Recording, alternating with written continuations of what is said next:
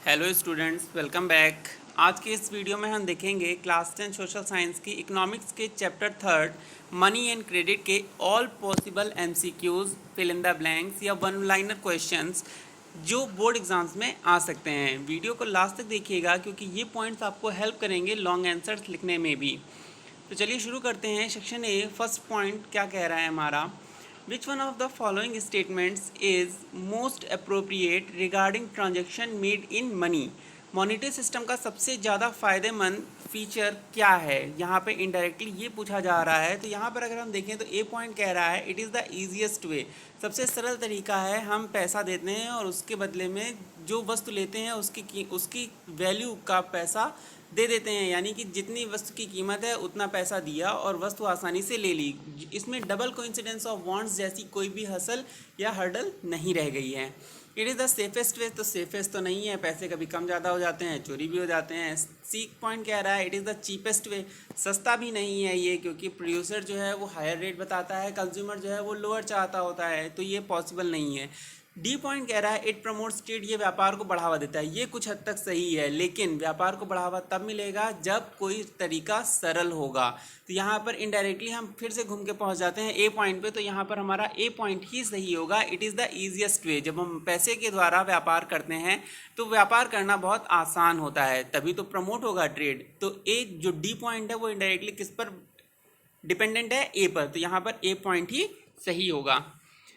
Second point कह रहा है which one of the following is a modern form of currency. Modern form of currency हमने आपको बताया था कौन से होते हैं, कॉइन्स एंड पेपर नोट्स। यहाँ पर ऑप्शन में आपको सिर्फ डी दिया हुआ है, पेपर नोट्स, तो यहाँ पर डी ऑप्शन सही होगा। गोल्ड सिल्वर कॉपर अब नहीं चलता है as a mass money form, तो यहाँ पर पेपर नोट्स और कॉइन्स ही होंगे। कॉइन दिया नहीं है, केवल पेपर नोट दिया है, तो डी ऑप्शन सही होगा। नेक्स्ट पॉइंट कह रहा है which among the following authorities issue currency notes on behalf of the government. तो हमने आपको बताया था स्टूडेंट्स की जो भी देश का सेंट्रल बैंक होता है उसी के पास सारे मॉनिटरी से रिलेटेड राइट्स होते हैं। इंडिया में कौन सा सेंट्रल बैंक है? इंडिया का जो सेंट्रल बैंक है वो है reserve Bank of India, RBI. और 2 रुपये से लेकर 2000 रुपये तक के सारी करेंसी को इशू करना किसके पास राइट्स रहे? रिजर्व बैंक ऑफ इंडिया के पास। केवल 1 रुपये का नोट या 1 रुपये का सिक्का जो है वो फाइनेंस मिनिस्ट्री द्वारा इशू किया जाता है। तो यहाँ पर ऑप्शन में आरबीआई दिया हुआ है, तो डी ऑप्शन यहाँ पर फिर से सही हो जाएगा।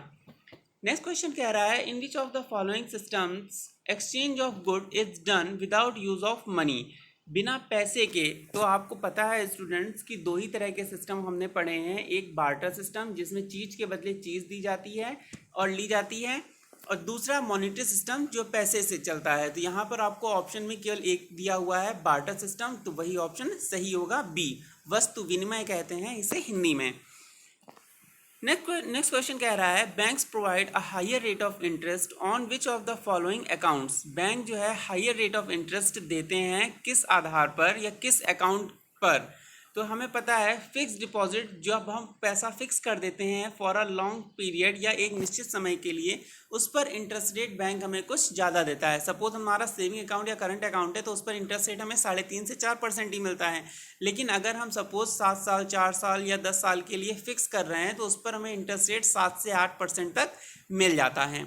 तो हायर इंटरेस्ट रेट हमें मिलता है जब हम बैंक के पास पैसा फिक्स समय के लिए जमा कर देते हैं, जिसे हम फिक्स डिपॉजिट या एफडी कहते हैं। तो यहाँ पर सी ऑप्शन फिर से सही होगा।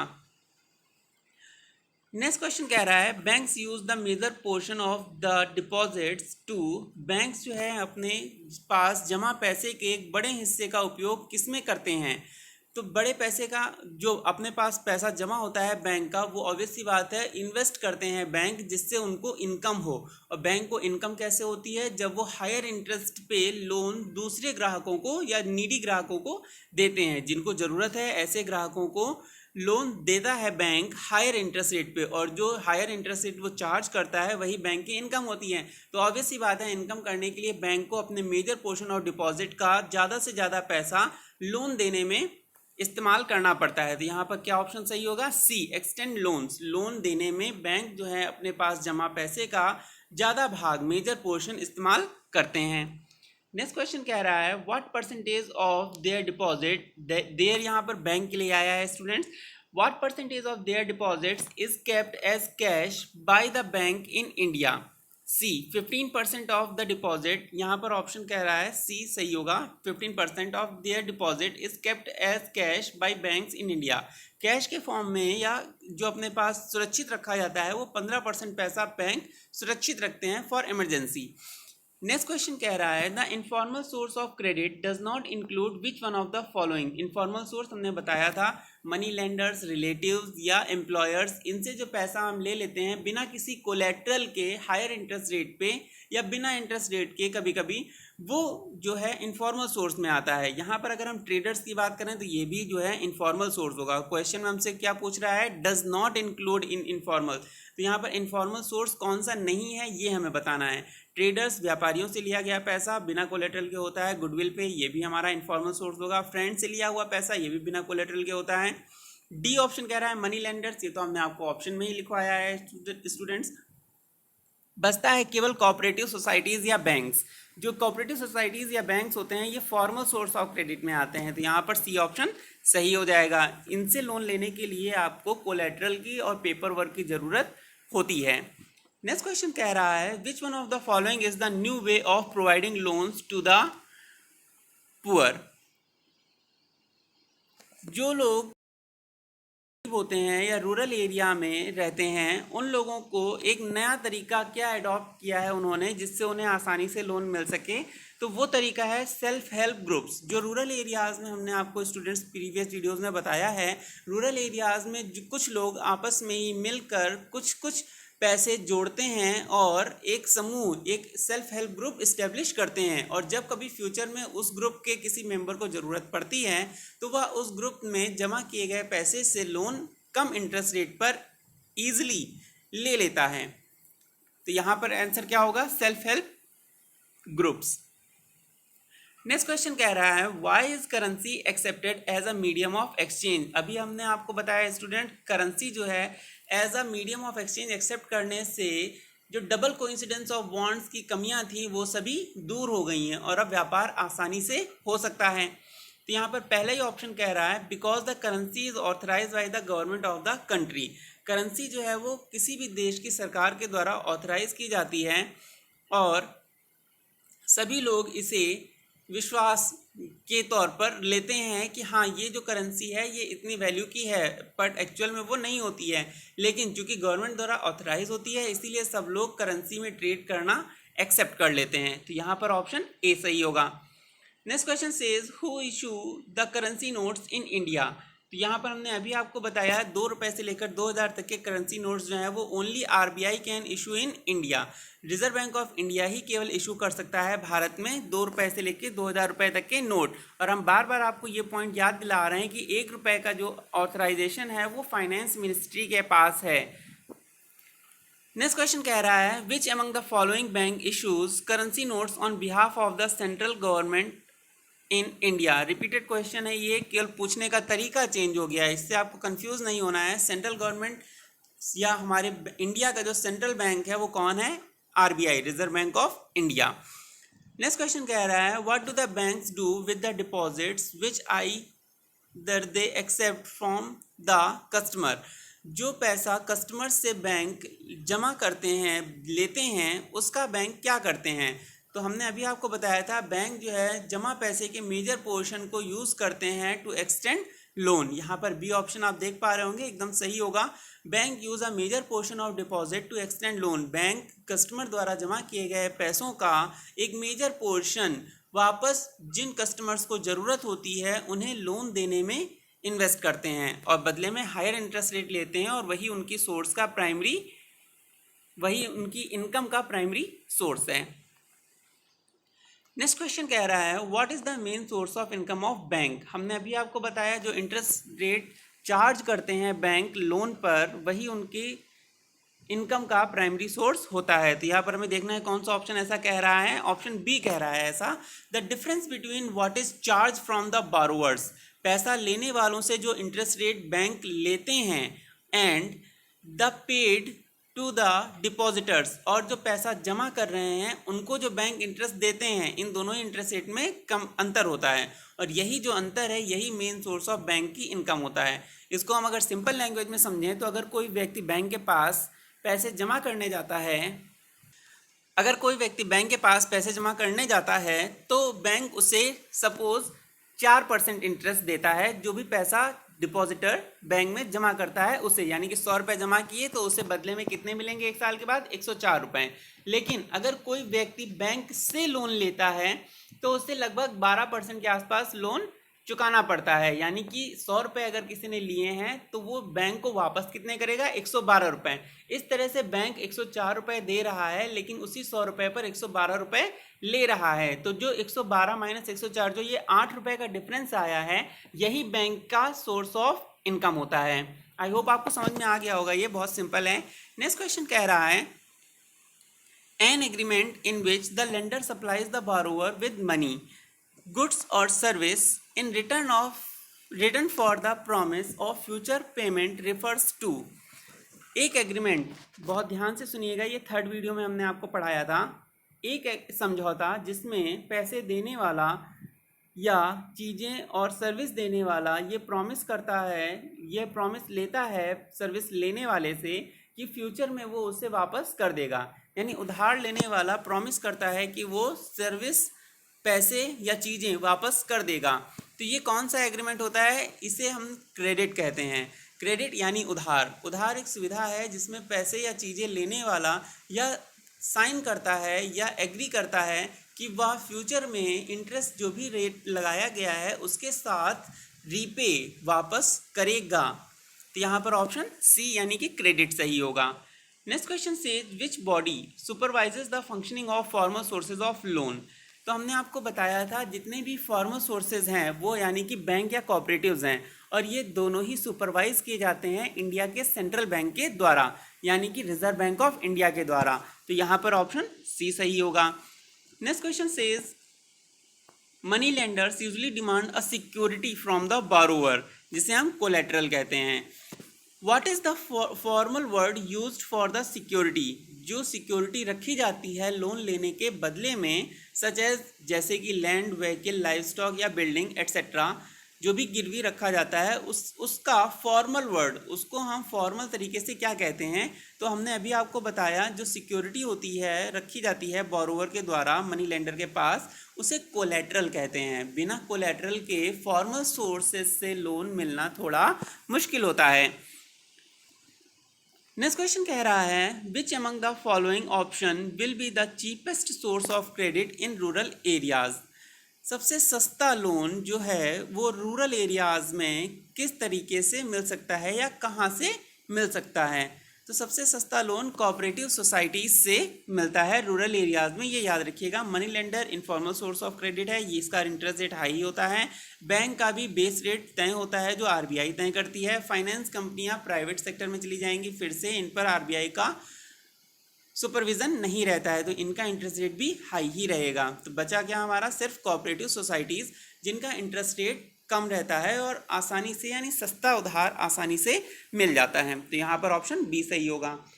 नेक्स्ट क्वेश्चन कह रहा है in which country is the ग्रामीण bank meeting the credit needs of over 6 million poor people. In which country, किस देश में ग्रामीण बैंक जो है उधार की ज़रूरतों को पूरा कर रहे हैं लगभग 60 लाख लोगों की। 6 मिलियन यानी लगभग 60 लाख लोगों की। तो ये आपका पूरा किया जा रहा है बांग्लादेश में। 60 लाख लोगों की केवल बात कर रहा है, तो ये पूरा किया जा रहा है बांग्लादेश में। बांग्लादेश के बारे में अभी अपकमिंग वीडियो में हम लोग फिर से कुछ क्वेश्चन देखेंगे जो बहुत इंपॉर्टेंट हैं। नेक्स्ट पॉइंट देखते हैं, a typical self help group usually has, एक जो नॉर्मल सेल्फ हेल्प ग्रुप होता है इसमें कितने मेंबर्स होते हैं? सामान्य तौर पर इसमें 15 से 20 मेंबर होते हैं, जैसा कि आपकी बुक में दिया हुआ है। तो यहाँ पर ऑप्शन डी सही होगा। नेक्स्ट क्वेश्चन कह रहा है विच of the following is not an informal source of credit. Informal source of credit नहीं है, यानी कि यहाँ पे आपसे पूछा जा रहा है कि फॉर्मल सोर्स ऑफ क्रेडिट कौन सा है। ये क्वेश्चन याद रखिएगा, नॉट अगर लगा है तो इसका उल्टा हमें बताना होगा। पहला मनी लेंडर, ये इनफॉर्मल है। रिलेटिव एंड फ्रेंड, ये भी इनफॉर्मल है। ट्रेडर, ये भी इनफॉर्मल है। बचा हमारा कॉमर्शियल बैंक्स। कॉमर्शियल बैंक्स जो हैं हमारे, ये फॉर्मल सोर्स ऑफ क्रेडिट में आते हैं। तो यहाँ पर ऑप्शन सी सही होगा। नेक्स्ट क्वेश्चन कहते हैं फिल इन द ब्लैंक चाहिए, According to Crowther, can be defined as anything that is generally accepted as a means of exchange. ये by name definition है, इसे जरूर याद रखिएगा. And at the same time acts as a measure and as a store of value. तो ये हमने monetary system की शुरुआत में ही पढ़ा था कि money can be defined as anything that is generally accepted as a means of exchange. आज के समय में पैसा ही है जो किसी भी चीज़ के बदले में स्वीकार किया जाता है और सेम टाइम पर और उसी समय ये काम यानी पैसा जो है एक्ट करता है एज अ मेज़र किसी भी वस्तु की कीमत का पता करने में और साथ ही साथ ये पता करने में कि कितनी की वैल्यू की चीज़ हमारे पास स्टोर में है. Next point says the modern forms of money include. अभी हमने पढ़ा था पेपर नोट्स या कॉइन्स. जो मॉडर्न फॉर्म ऑफ करेंसी है इसमें पेपर नोट्स और कॉइन्स आते हैं. किसी भी देश में अगर आप जाएंगे तो पैसे जो हैं वो या तो आपको सिक्के के रूप में मिलेंगे या नोट के रूप में मिलेंगे. नेक्स्ट क्वेश्चन कह रहा है fill in the blanks is apex institution of monetary system of the country. Central bank किसी भी देश का अपेक्स इंस्टीट्यूशन यानी सबसे उच्च संस्थान होता है जो मुद्रा से संबंधित फैसले लेता है. तो भारत का सेंट्रल बैंक कौन सा है? Reserve Bank of India. Next question says currency, coins and notes is a fill in the blanks which cannot be refused in payment for transaction.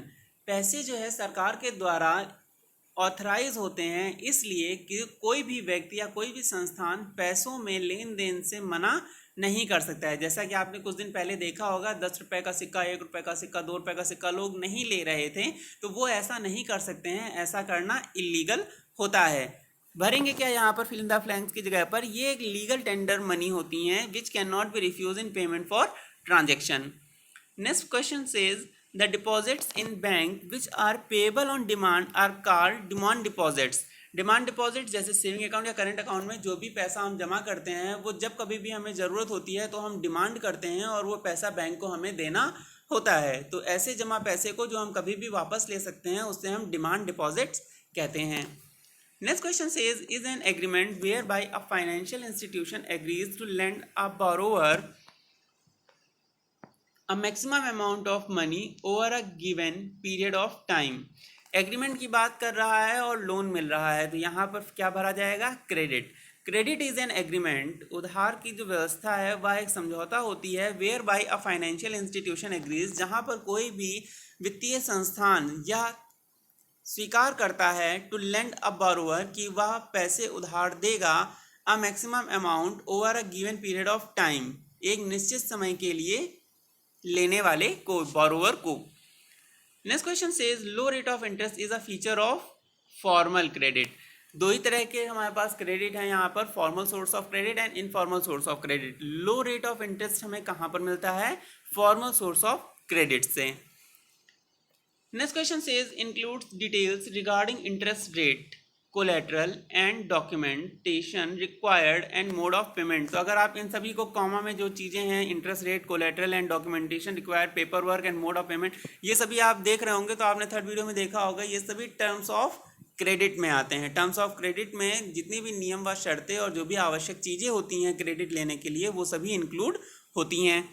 Next question says the situation when it becomes impossible to repay the loan. ऐसी situation जब आपके द्वारा लिए गए loan को या borrower द्वारा लिए गए लोन को वापस कर पाना इम्पॉसिबल, नामुमकिन हो जाता है. And the borrower adds a new डेप्ट, और बोरोवर को नया उधार लेना पड़ता है टू पे द एग्जिस्टिंग वन, जिससे वो पिछले लोन को चुका सके. ये सिचुएशन क्या कहलाती है? ये सिचुएशन इनडेप्टनेस या डेप्ट ट्रैप कहलाती है. स्टूडेंट्स ध्यान रखिएगा, डेप्ट ट्रैप या इनडेप्टनेस, आप इन दोनों में से कोई भी वर्ड यहाँ पर फिल कर सकते हैं. Next question, next section B says fill in the blanks. First point says what implies the direct exchange of goods against goods without the use of money. Without the use of money, चीज़ों के बदले में चीज़ें कहाँ ली जाती थी? Barter system में. याद रखिएगा ये वर्ड अगर MCQ में नहीं आया तो ये आपको पता होना चाहिए कि चीज़ों के बदले में चीज़ें या सर्विस के बदले में सर्विस एक्सचेंज की जाती थी कहाँ पर? बार्टर सिस्टम में. Next question says what may be defined as anything which is generally accepted by people in exchange of goods and service or in repayment of debts. क्या जनरली एक्सेप्ट किया जाता है लोगों के द्वारा इन चीज़ों और वस्तुओं के बदले में लोग क्या स्वीकार करते हैं, तो हमें पता है मॉनेटरी सिस्टम में पैसा स्वीकार किया जाता है। जो मनी होती है उसे लोग जनरली किसी भी चीज या सर्विस के बदले में, तो यहाँ पर क्या भरा जाएगा students, money. Next question says in India the law legalise the use of as a medium of payment that can not be refuse in setting any transaction. Bharat में जो कानून बनाया गया है उसके तहत किस चीज को हम as a medium of payment यानी कि पेमेंट के तौर पर इस्तेमाल कर सकते हैं और जिसे कोई भी रिफ्यूज़ नहीं कर सकता है लेने या देने से। तो यहाँ पर ऑथराइज किया गया है मनी या रुपीज़ को, रुपयों को या मनी को, आप इनमें से कुछ भी भर सकते हैं। पैसा ही सरकार के द्वारा, जो पैसा सरकार के द्वारा ऑथराइज है उसमें पेमेंट करने से या लेने से कोई भी व्यक्ति मना नहीं कर सकता है। Next question says money as a medium of exchange has removed the problem of double coincidence of bonds. Of wants लगा है तो ऑब्वियस सी बात है इससे पहले क्या आएगा, double coincidence of bonds. Double coincidence of bonds क्या होता है स्टूडेंट समझ लीजिए, जब आपके पास कोई ऐसी चीज हो जो दूसरे व्यक्ति को चाहिए हो और दूसरे व्यक्ति के पास कोई ऐसी चीज हो जो आपको चाहिए हो, तो आप दोनों लोग आपस में वो चीजें बदल लेते हो और दोनों की नीड्स सेटिस्फाई हो जाती हैं। इससे हम डबल कोइंसिडेंस ऑफ बॉन्ड्स कहते हैं और यह आज के समय में मिलना बहुत मुश्किल है। इसीलिए लोग क्या करते हैं, डबल कोइंसिडेंस ऑफ बॉन्ड्स या बार्टर सिस्टम को पूरी तरह से ऑब्सोल्यूट कर दिया गया है। यह बहुत कम ही देखने को मिलता है, मोस्टली इन ट्राइबल एरियाज, और जनरली या सभी लोगों के द्वारा एक्सेप्ट क्या किया गया है, मॉनेटरी सिस्टम यानी पैसा। पैसे ने जो है वो बार्टर सिस्टम के double coincidence of bonds feature को पूरी तरह से रिमूव कर दिया है, इस प्रॉब्लम कर दिया है। Next question says modern form of money include currencies which are paper notes and coin. ये क्वेश्चन तीसरी बार रिपीट हुआ है, याद रखिएगा ये इंपॉर्टेंट है, paper notes and coins. This question says what help in pulling the saving of their members who are poor women to meet their credit need. तो सेल्फ हेल्प ग्रुप्स, आपको याद रखना है कि कुछ मेंबर्स जब मिलकर आपस में पैसे इकट्ठा करते हैं और ग्रुप के मेंबर्स में से किसी को ज़रूरत पड़ने पर उसकी मदद करते हैं, उसे सस्ते में या कम इंटरेस्ट रेट पर लोन देते हैं, तो वो ग्रुप जो है वो क्या कहलाता है, सेल्फ हेल्प ग्रुप्स। और स्पेशली ये किन के लिए हेल्पफुल है, वुमेन्स के लिए। 15 to 20 जनरल मेंबर्स होते हैं। सेल्फ हेल्प ग्रुप के सारे फीचर्स आपको याद रखने होंगे। नेक्स्ट क्वेश्चन कह रहा है the share of formal sector credit is higher, fill in the blanks है, इसमें क्या भरेंगे, higher for the richer households as compare to the poor households in India. Bharat में जो रिचर हाउस होल्ड्स यानी जो पढ़े लिखे या थोड़े से संपन्न परिवार हैं, थोड़े से पैसे वाले परिवार हैं, वो उनको अगर लोन चाहिए होता है तो वो कहाँ जाते हैं, फॉर्मल सेक्टर में। और जो पुअर हाउस होल्ड्स हैं वो पेपर वर्क ज़्यादा नहीं समझ पाते हैं, जिसकी वजह से वो अभी भी इनफॉर्मल सोर्स ऑफ क्रेडिट या इनफॉर्मल सोर्स ऑफ लोन पर ही डिपेंडेंट हैं। तो वही चीज़ यहाँ पर पूछी जा रही है, the share of formal sector credit, जो फॉर्मल सेक्टर से लोन लेने वाले लोगों का परसेंटेज है वो कहाँ ज़्यादा है, वो रिचर हाउस होल्ड्स का ज़्यादा है as compare to poor households in India. Next question कह रहा है absence of collateral as a guarantee is a major cause that prevents poor people. और ऐसा होता क्यों है, अभी हमने आपको बताया, पिछला क्वेश्चन से रिलेट करिएगा, 7th क्वेश्चन से रिलेट करिएगा। जो गरीब लोग हैं वो फॉर्मल सोर्स ऑफ क्रेडिट से लोन नहीं ले पाते हैं, क्यों, क्योंकि फॉर्मल सोर्स ऑफ क्रेडिट में पेपर वर्क और कोलेट्रल ये दोनों ही चीज़ें रिक्वायर्ड होती हैं। मान लीजिए पेपर वर्क हम कर भी लेंगे या गरीब हाउस होल्ड जो है वो कर भी लेगा, तो उसके पास एज अ सिक्योरिटी जमा करने के लिए कोलेट्रल नहीं होता है, जिसकी वजह से वही चीज़ यहाँ पर कही जा रही है, अब्सेंस ऑफ कोलेट्रल ना होने की वजह से एज अ गारंटी सिक्योरिटी रखने के लिए इज अ मेजर कॉज, ये एक प्रमुख कारण है, दैट प्रिवेंट्स जो रोकता है पुअर पीपल गरीब लोगों को फ्रॉम ऑब्टेनिंग लोन्स लोन लेने से फ्रॉम फॉर्मल सेक्टर सोर्सेज से यानी बैंक्स से, सच एज कॉमर्शियल बैंक, जैसे कि कॉमर्शियल बैंक या कोऑपरेटिव बैंक एटसेट्रा, कुछ भी हो सकता है यहाँ पर। तो आई होप इतने क्वेश्चन आपको समझ में आ गए होंगे। सेक्शन सी एक बार देख लीजिए, लैंग्वेज थोड़ी सी चेंज होगी यहाँ पर, लेकिन क्वेश्चन वही होंगे जो हम आपको पहले बता चुके हैं। पहला पॉइंट कह रहा है the exchange of goods for goods is very simple, it's called barter system. तीसरा ऑप्शन सही होगा यहाँ पे। सेकंड क्वेश्चन कह रहा है currency issued by, currency is issued by, तो करेंसी इशू की जाती है किसी भी देश के सेंट्रल बैंक के द्वारा। स्पेशली अगर हम इंडिया की बात कर रहे हैं तो reserve Bank of India on behalf of central government, तो दूसरे का पहला ऑप्शन सही हो जाएगा। फाइनेंस मिनिस्टर भी यहाँ पर ऑप्शन में दिया हुआ है, लेकिन हम लोग मेजॉरिटी के साथ ही जाएंगे। फाइनेंस मिनिस्ट्री के पास सिर्फ 1 रुपए का राइट है, बाकी 2 रुपए से लेकर 2000 रुपए तक के सारे नोट आरबीआई इशू करता है, तो हम लोग आरबीआई को ही यहाँ पर टिक करेंगे as a correct option. Next question says national sample survey organisation is a NSS, national sample survey organisation NSSO is a, fourth option इसका सही होगा, to collect data on formal sector credit. ये एक संस्थान है जो कि जिम्मेदार है किस लिए, डाटा संग्रह करने के लिए, डाटा कलेक्ट करने के लिए ऑन किस पर, formal sector credit. Formal sector से जितना भी लोन दिया जा रहा है, जिस परसेंटेज पर दिया जा रहा है, कौन कौन दे रहा है, ये सारी जानकारी या सूचनाएं इकट्ठा करता है कौन, national sample survey organisation. Next question says gold mohur A coin so named was brought in circulation by, gold मोहर ये अब मिडिवियल हिस्ट्री का पार्ट है। गोल्ड मोहर सिक्का जो है ये अकबर के द्वारा चलवाया गया था आज से 700 साल 600 साल पहले। Next question says which agency is not included in formal loan sector और एजेंसी, फॉर्मल सेक्टर का informal loan sector, informal loan sector का एग्जाम्पल यहाँ पर कौन नहीं है, तो village money lender, trader, relative और बोरोवर। ये क्वेश्चन तीसरी बार आ रहा है, याद रखिएगा ये क्वेश्चन कई बार पूछा जा चुका है प्रीवियस एग्जामिनेशंस में।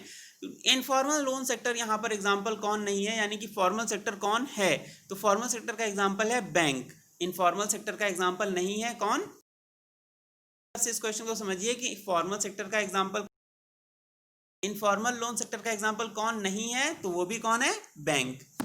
लैंग्वेज में कंफ्यूज मत होइएगा, पूछ आपसे वो ऑड वन आउट, ऐसा समझ लीजिए कि इन चार में से ऑड वन आउट करने के लिए आपसे कह रहा है bank, village money lender, trader, relative और बोरोवर में कौन ऑड है, आपको उसको बाहर निकालना है, तो कौन ऑड है, बैंक। नेक्स्ट क्वेश्चन कह रहा है in self help group most of the decisions regarding saving and loan activities are taken by, self help group में जो भी डिसीजन होते हैं सेविंग्स या किसी को लोन देने से संबंधित या किसी भी तरह की एक्टिविटी से संबंधित, ये किसके द्वारा लिए जाते हैं, तो ऑब्वियस सी बात है ग्रुप अगर फॉर्म किया गया है मेंबर्स के द्वारा तो फैसला लेने के लिए कोई बाहर का थोड़ी ना आएगा, जो ग्रुप के मेंबर्स होते हैं वही फैसला लेते हैं regarding the savings and loan activities, तो यहाँ पर ऑप्शन डी सही होगा, सेकंड सही होगा। Next question says formal sources of credit do not include, formal source of credit में कौन नहीं आता है, अब कौन नहीं आता है पूछ रहा है, तो ऑब्वियस सी बात है यहाँ पर इनफॉर्मल सोर्स आपसे पूछ रहा है कि इनफॉर्मल सोर्स कौन होगा, बैंक, कोऑपरेटिव्स, एलआईसी, ये सभी गवर्नमेंट के अधीन रहती हैं, इन सभी पर आरबीआई सुपरविजन करती है, मॉनिटरी करती है। जो ऑड वन होगा यहाँ पर जो फॉर्मल सोर्सेज में नहीं आ रहा है वो कौन है, हमारा एम्प्लॉयर्स। एम्प्लॉयर्स यानी कि जो जिसके यहाँ हम नौकरी करते हैं, अगर हमें ज़रूरत होती है तो हम उससे कुछ पैसे एडवांस ले लेते हैं बिना कोलैटरल के, तो ये किस में आएगा, इनफॉर्मल सोर्स ऑफ क्रेडिट में, या फिर हम इसे इस तरह से समझें कि ये फॉर्मल सोर्स ऑफ क्रेडिट नहीं होगा, यानी कि एम्प्लॉयर्स यहाँ पर सही ऑप्शन होगा। नेक्स्ट क्वेश्चन कह रहा है security pledge mortgage against loan, जो भी हम लोन के अगेंस्ट सिक्योरिटी रखते हैं उसे हम क्या कहते हैं, तो उससे हम क्या कहते हैं, कोलैटरल। याद रखिएगा कोलैटरल यानी कि वह सिक्योरिटी जो हम लोन लेने के लिए बैंक या किसी भी फॉर्मल सोर्स ऑफ क्रेडिट के पास एज अ सिक्योरिटी जमा करते हैं। हिंदी में अगर हम समझाएं इसे तो जो चीज़ हम गिरवी रखते हैं लोन लेने के लिए उसे क्या कहा जाता है, collateral. Next question says the founder of ग्रामीण बैंक ऑफ बांग्लादेश इज, ये क्वेश्चन हमने अभी आपको बताया था, जो बांग्लादेश में 60 लाख लोगों को फॉर्मल सोर्स ऑफ क्रेडिट दिया जा रहा है उसी से रिलेटेड है ये क्वेश्चन। फाउंडर ऑफ ग्रामीण बैंक ऑफ बांग्लादेश, ग्रामीण बैंक ऑफ बांग्लादेश का फाउंडर कौन है, तो यहाँ पर आंसर होगा मोहम्मद यूनुस। ये क्वेश्चन याद रखना है आपको, मोहम्मद यूनुस। ये काफ़ी ऑड क्वेश्चन है, इंडिया से रिलेटेड नहीं है लेकिन फिर भी आपकी बुक में दिया हुआ है इसलिए ये इंपॉर्टेंट हो जाता है। 9th का थर्ड ऑप्शन सही होगा, मोहम्मद यूनुस, ये फाउंडर हैं ग्रामीण बैंक ऑफ बांग्लादेश के। Next and last question says a bill of exchange promising payment to a certain sum return a bill of exchange promising, एक ऐसा बिल जो प्रॉमिस करता है एक्सचेंज के समय कि पेमेंट जो होगी certain sum return therein, क्या होती है, प्रॉमिसरी नोट। प्रॉमिसरी नोट जो होता है एक तरह का बिल होता है एक्सचेंज का, प्रॉमिसिंग, जो ये प्रॉमिस कर रहा होता है कि payment to a certain sum, कि कुछ हद तक जो है पेमेंट आपको वापस दी जाएगी, ये लिखा होता है वहाँ पर। तो ये क्या होता है, प्रॉमिसरी नोट। तो ये थे स्टूडेंट्स आपके जो मोस्ट इम्पॉर्टेंट, या हम कह सकते हैं ऑल पॉसिबल एमसीक्यूज या वन वर्ड क्वेश्चंस जो आपके एग्जाम्स में आ सकते हैं इकोनॉमिक्स के चैप्टर 3 मनी एंड क्रेडिट से।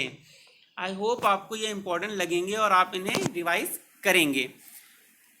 मिलते हैं नेक्स्ट वीडियो में। Till then take care and thanks for watching.